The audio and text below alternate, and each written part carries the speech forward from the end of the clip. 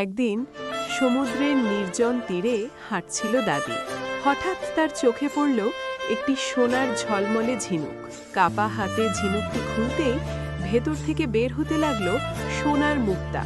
দাদির চোখে আনন্দের জল, কিন্তু মনে একটুও লোভ নেই। সে সব মুক্তা গ্রামের গরিব মানুষদের মাঝে বিলিয়ে দিল। একটি ছোট শিশুর হাতে শেষ মুক্তাটিও তুলে দিল দাদি। দূর থেকে এক লোভী মানুষ সবকিছু চুপচাপ দেখছিল। সে ছিনিয়ে নিতে গেল সেই জাদুর ঝিনুক, কিন্তু মুহূর্তেই ঝিনুকটি শক্ত পাথরে পরিণত হলো। লোভের পরিণতি দেখে চারদিকে নেমে এলো নীরবতা।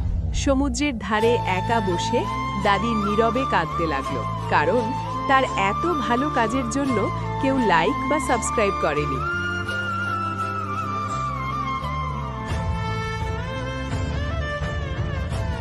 দিন দাদি উঠান পরিষ্কার করতে গিয়ে একটি সোনার আংটি খুঁজে পেল। কৌতূহলবশত আংটিটি হাতে পড়তেই দাদির পুরনো ঘরটি সোনায় ঝলমল করে উঠল।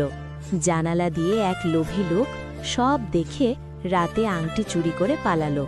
বাড়িতে গিয়ে আংটি পরতেই সে সোনার মূর্তিতে পরিণত হয়ে নড়তে পারল না। সকালে দাদি আংটি হারিয়ে কান্না করতে লাগল, কারণ কেউ লাইক সাবস্ক্রাইব